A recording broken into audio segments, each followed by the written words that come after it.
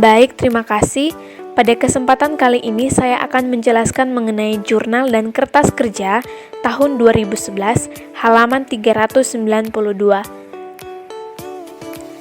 Pada tanggal 1 Januari 2011, Sarli Company memberikan informasi berikut ini terkait dengan program pensiunnya untuk tahun 2011. Yang pertama ada aset program 1 Januari 2011 sebesar 100.000 euro.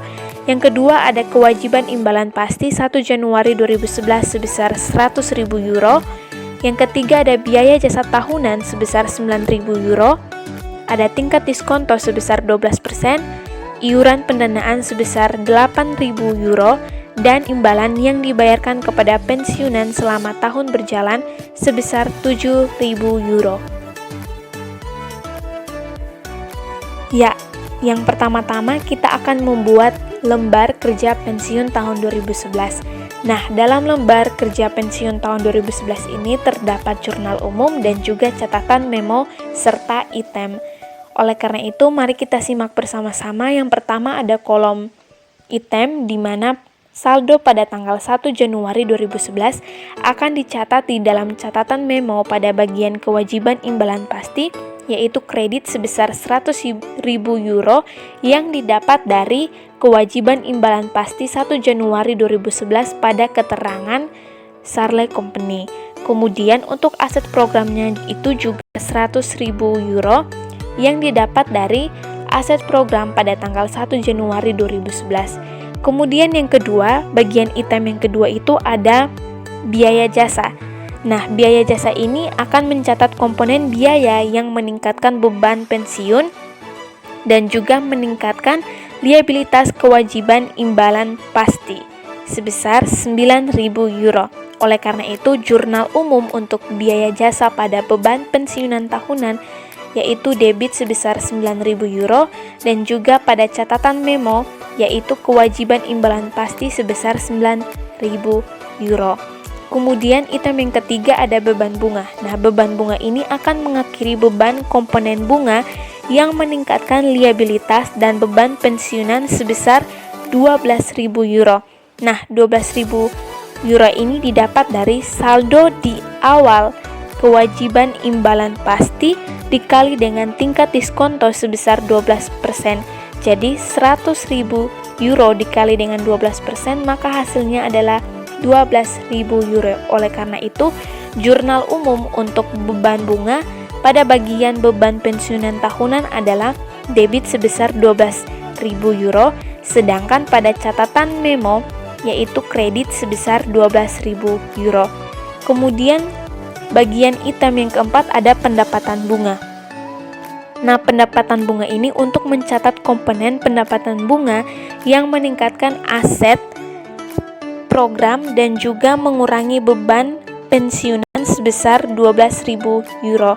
Nah, untuk 12.000 euronya ini didapat dari mengalihkan aset program awal yaitu sebesar 100.000 euro dikali dengan tingkat diskonto 12%, maka hasilnya adalah 12.000 euro. Oleh karena itu, jurnal umum untuk pendapatan bunga pada beban pensiunan tahunan sebesar 12.000 pada sisi kredit dan juga pada aset program yaitu 12.000 pada sisi debit. Item selanjutnya yaitu iuran, di mana iuran ini akan digunakan untuk mencatat iuran atau dana dari Sarli atas aset ke dana pensiunan sehingga akan mengurangi kas dan juga meningkatkan aset program. Oleh karena itu, jurnal umumnya untuk iuran pada bagian kas yaitu kredit sebesar 8.000 euro dan juga pada aset program yaitu debit sebesar 8.000 euro. Selanjutnya, untuk item selanjutnya itu ada imbalan, di mana imbalan ini untuk mencatat pemasukan imbalan yang dilakukan kepada pensiunan atau digunakan untuk mencatat pembiayaan atau pembayaran imbalan yang dilakukan kepada pensiunan yang mengakibatkan penurunan aset program dan kewajiban imbalan pasti. Oleh karena itu, pada bagian imbalan ini akan dicatat ke dalam catatan memo di bagian kewajiban imbalan pasti yaitu debit sebesar 7.000 euro dan pada aset program yaitu kredit sebesar 7.000 euro. Dengan begitu, kita dapat mengetahui bahwa jurnal untuk tahun 2011 untuk posisi beban pensiunan tahunannya adalah 9.000 euro, untuk posisi kasnya kredit sebesar 8.000 euro, dan untuk posisi aset atau liabilitas pensiunnya yaitu 1.000 euro. Untuk 1.000 euro ini didapat dari beban pensiunan tahunan dikurang dengan kas. Jadi 9.000 dikurang dengan 8.000 sama dengan 1.000 pada sisi kredit.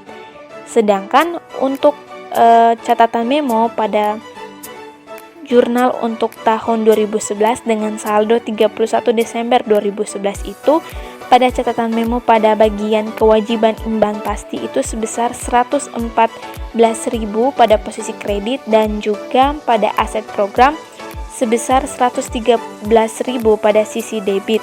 Nah, untuk saldo 31 Desember 2011 pada aset liabilitas pensiunan itu didapat 1.000 pada posisi kredit didapat dari catatan memo untuk bagian kewajiban imbalan pasti dikurangi dengan aset program. Jadi 114.000 dikurangi dengan 113.000 maka hasilnya adalah 1.000. Nah, setelah kita membuat lembaran kerja pensiunan untuk tahun 2011, maka Sarli akan membuat jurnal formal pada tanggal 31 Desember yang nantinya akan mencatat beban pensiunan pada tahun 2011. Oleh karena itu, berikut ini adalah gambaran jurnal tahun 2011. Pada posisi debit terdapat beban pensiun sebesar 9.000 euro, sedangkan pada posisi kredit terdapat kas 8.000 euro dan aset atau liabilitas pensiun sebesar 1.000 euro. Nah, kredit sebesar 1.000 euro ini didapat dari selisih antara beban pensiunan sebesar 9.000 euro dan kas atau jumlah yang didanai sebesar 8.000 euro. Jadi 9.000 kurang 8.000 sama dengan 1.000 euro. Nah, mengapa liabilitas pensiun ini dimasukkan ke dalam kredit? Karena liabilitas pensiun ini merupakan liabilitas yang terjadi karena Sarli mengalami kekurangan dana sebesar 1.000 euro. Nah, selanjutnya kita akan membuat daftar rekonsiliasi pensiun. Pada daftar rekonsiliasi pensiun ini terdapat kewajiban imbalan pasti yaitu 114.000, aset program sebesar nilai wajar 113.000 euro dan aset liabilitas pensiun yang didapat dari kewajiban imbalan pasti dikurang dengan aset program sebesar nilai wajar. Jadi hasilnya adalah 114.000 dikurang dengan 113.000 mendapatkan kredit sebesar 1.000 euro.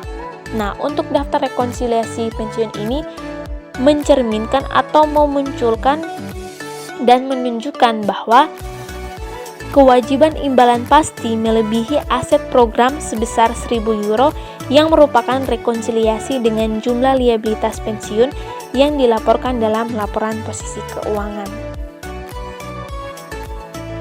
Sekian penjelasan dari saya mengenai jurnal dan kertas kerja tahun 2011 untuk Sarli Company. Semoga bermanfaat.